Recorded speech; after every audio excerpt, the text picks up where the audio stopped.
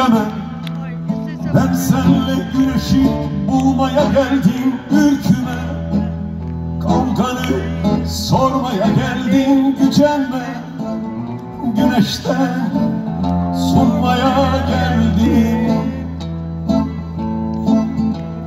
Kapkara geçiyor günler, hesabı yok.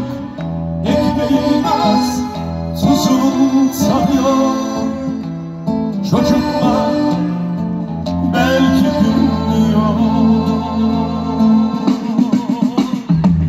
Kayalık sevdalar, dikenli yollar, pusuk kurulmuş dinmez ağıtlar.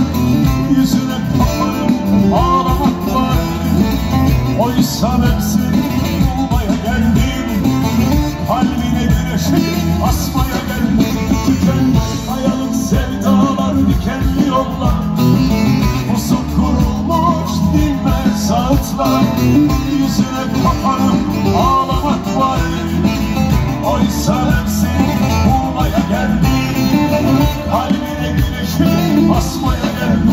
Tükenmez bütün eller.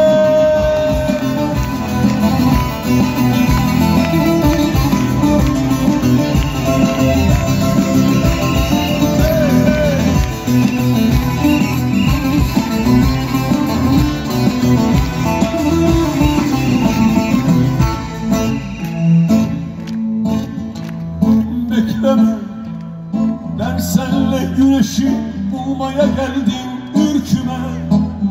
Kavganı sormaya geldim gücenme. Güneşten sunmaya geldim. Kapkara geçiyor günler, hesabı yok. Ekmeğin az, tuzun tadı yok. Çocuklar şimdi gülmüyor. Sana yeni türküler verdim. Uzak dağların ötesinden gelen. Sana yeni çiçekler verdim.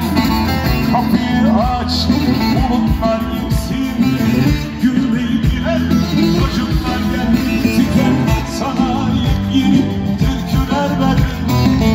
Uzak dağların ötesinden gelen. Sana yeni çiçekler verdim.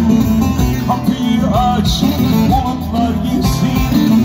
Gülmeyi bilen çocuklar geldi. Tükenme. Alevlerin arasından yüzler geçiyor. Yüzler alevlerden türkülere geçiyor. Günler alevler gibi geçiyor. Koş, aç kapıyı. Yeni ufuklar getirmiş gülmeyi bilen çocuklar. Bak, çocukların ellerinde güzel günler var. Güzel günler var. Uzak dağların ötesinden gelen. Sana yeni çiçekler verin. Kapıyı aç, bulutlar gitsin. Gülmeyi bilen çocuklar geldi. İşte bir sabah